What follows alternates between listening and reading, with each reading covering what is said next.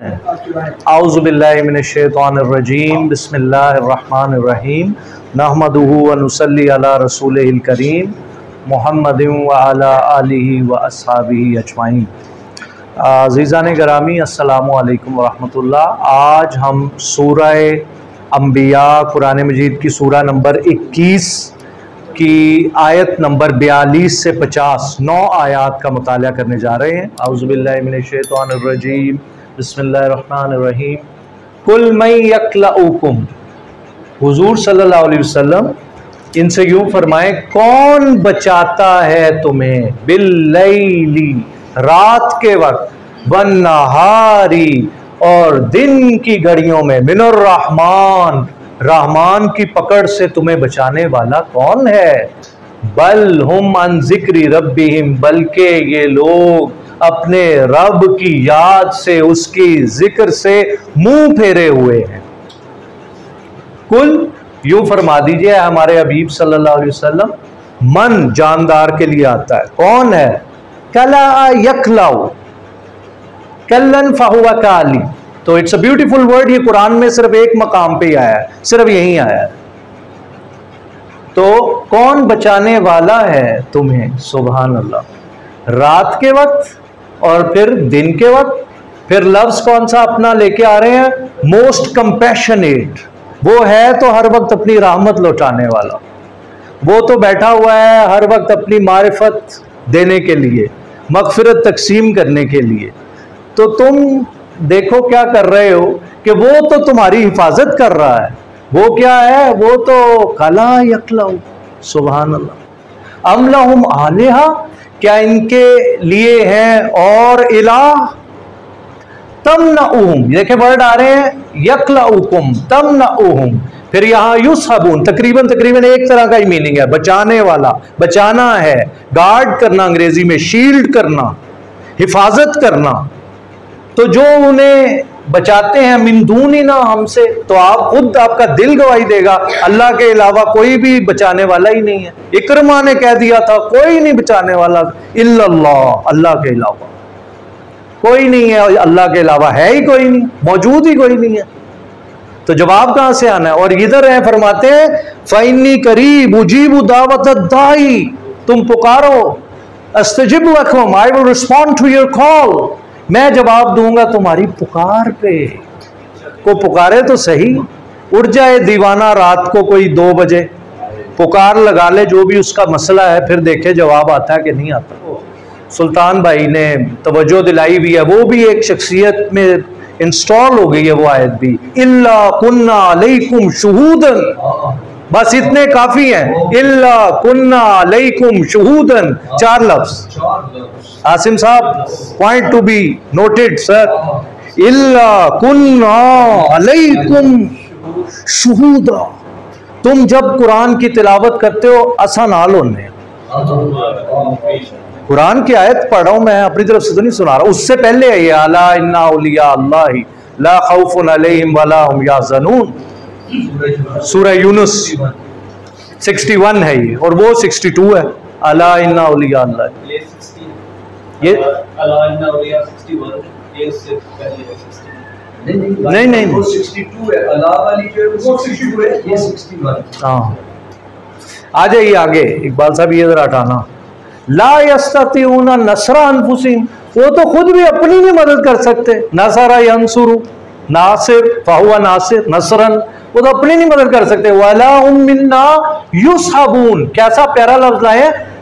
پھر انہوں نے ایک ترجمے والے نے کہا ہماری تائید بھی نہیں حاصل، ایک ترجمے والے نے کہا ان کو تو ہمارا ساتھ ہی نہیں حاصل، ہماری مصاحبت، ساتھی، ساجہ ہماری طرف سے تو سپورٹ بھی نہیں ہے ان کو، سوائے اللہ کے کوئی ذات ہے ہی نہیں۔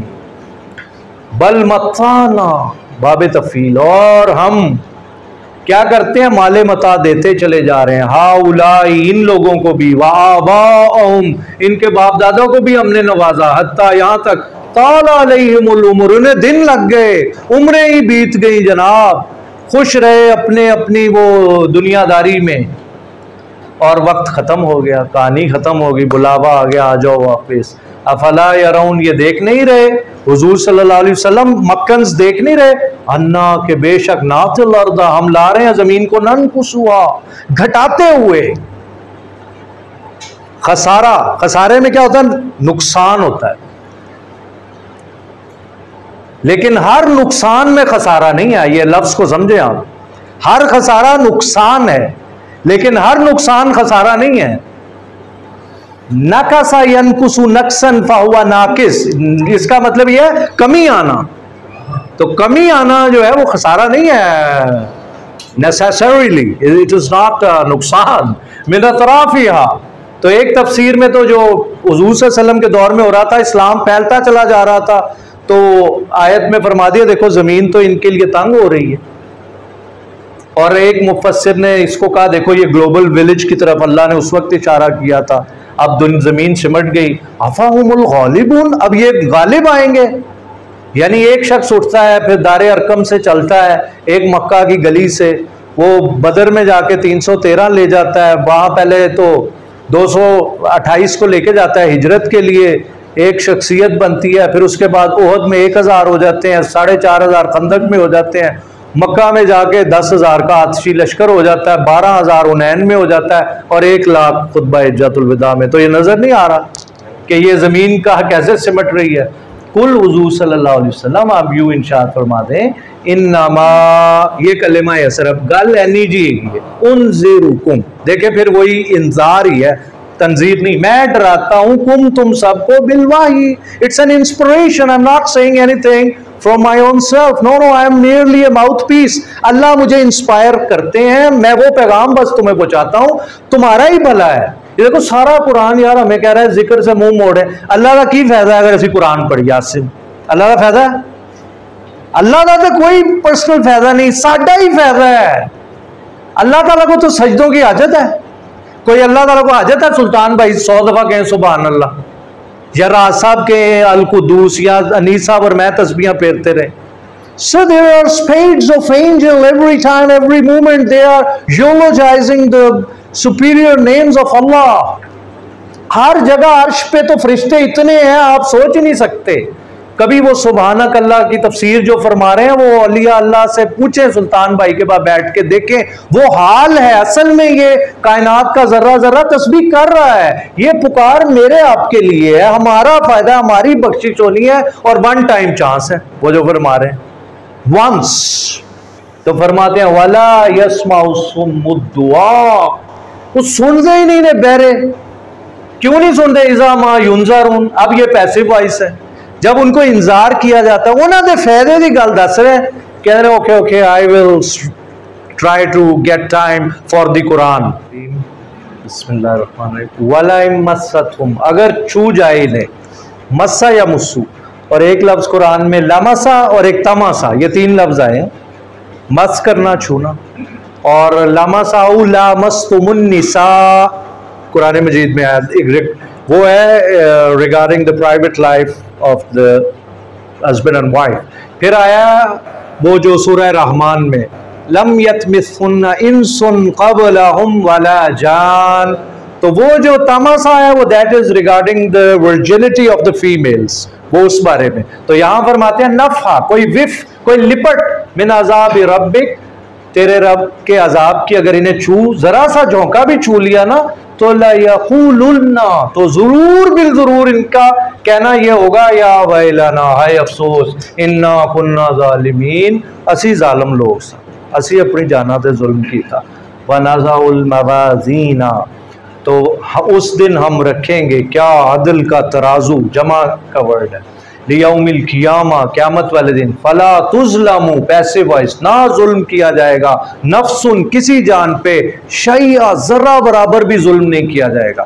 So look at the importance of every single minute deed in this world we commit، ہر عمل چاہے مسکرا کے ملنا کتنا عام ہے کیونکہ every thing is being recorded. وَإِن كَانَ مِثْقَالَ اور اگر ہے برابر حبہ دانہ حبوب اس کی جمع من خردل رائی کے دانے کے برابر بھی اتینا بہا کسی نے چھوٹے سے چھوٹا عمل کیا پتھر بھی راستے سے ہٹا دیا دیکھنے والا بھی کوئی نہیں تھا. اللہ تعالیٰ فرما رہے ہیں گھبرانا نہیں ہے. It will also be recorded you will also be rewarded for that اس کا بھی تمہیں اجر ملے گا.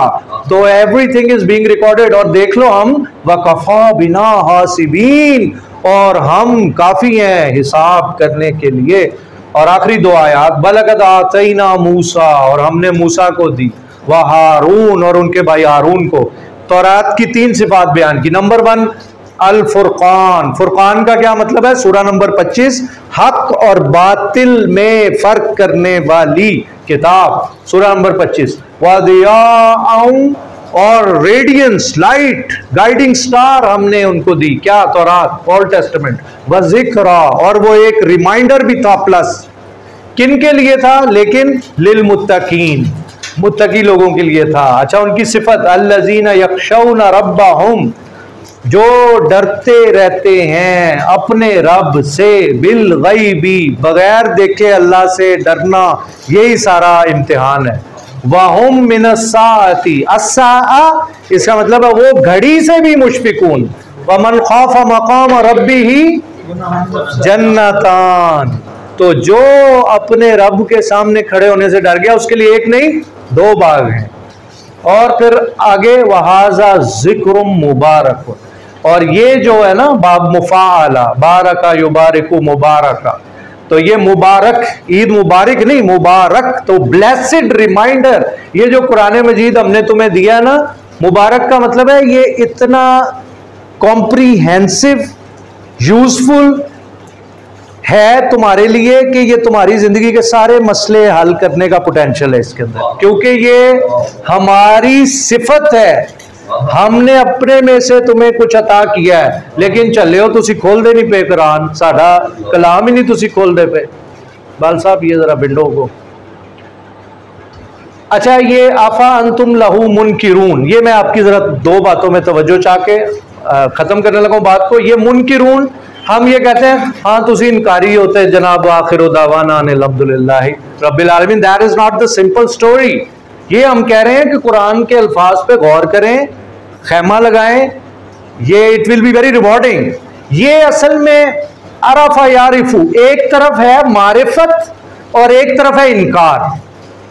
معرفت کیا ہے؟ پہچان ہو گئی ہے اللہ کی یہ تو ہے معرفت. یہ پہچان نہیں ہو رہی یہ ہے کہ قرآن میں پاک دا انہوں پتہ ہی نہیں گیا کی شے. یہ ہے کانٹیکسٹ افا انتم لہو منکرون انکر ینکر انکارا فہو منکر یعنی اجنبیت ہے اس کلام کے بارے میں. اس لیے اب آخری بات جو میں کہہ رہا ہوں وہ سنیں. یہ جو میں آپ کو کہہ رہا ہوں نا انیس صاحب کو پکڑیں بیٹھیں سلطان بھائی کے گوٹے گٹوں میں بیٹھیں اس سے پہلے کا ایک سٹیپ جب تک نہیں نہ ہوگا آپ ان کے قریب نہیں آئیں گے. وہ پہلے سٹیپ سمجھیں پھر سارا کام ہوگا. یہ ایک ڈائنامکس ہے ایسے ہی چلتی ہے. سب سے پہلے آپ اللہ کی ذات سے محبت ڈیولپ کریں. جب آپ کو اللہ سے پیار ہوگا دیوانگی ہوگی پھر آپ اس کلام کے قریب آئیں گے. اور گھر میں پڑے پڑے ابھی آپ کھول لیں اس کو ابھی فوری آپ انیس صاحب کو نہیں کال ملانے والے یا سلطان بھائی سے ٹائم نہیں لینے والے. قرآن تو کرا ہی چاہیے نا کوئی اتنی ٹائم کمپلشن نہیں ہے کہ وہ بھی ٹائم کمپلشن ہے. وہ تو ہر وقت ہر بیڈ روم موجود ہے. انیس بھائی ایسا ہی ہے ہر جگہ صرف اٹھ کے انی تکلیف کرنی ہے وضو کرنا ہے جناب انہوں کھول لینا ہے وہ ایک آیت سے خیمہ لا لینا ہے. اے روزانہ دا کم 5 منٹ 10 منٹ انہوں تسی دینے نے. صبح اٹھ کے ناشتہ نہیں کرنا پہلے قرآن دا ناشتہ کرنا ہے پہلے اینو تسی کھولنا ہے ایدے اتے غور و فکر کرنا ہے تدبر. ادو بات آٹومیٹیکلی تاڑی تشنگی تاڑے اندر پیاس اتنی زیادہ ود جائے گی پھر تسی آؤ گے لو جی ایدہ استاد کون ہے گا پڑھانا والا پھر انیس صاحب کو تسی آؤ گے پھر تسی سلطان بھائی کو وقت لگو گے. وآخر دعوانا ان الحمدللہ رب العالمین.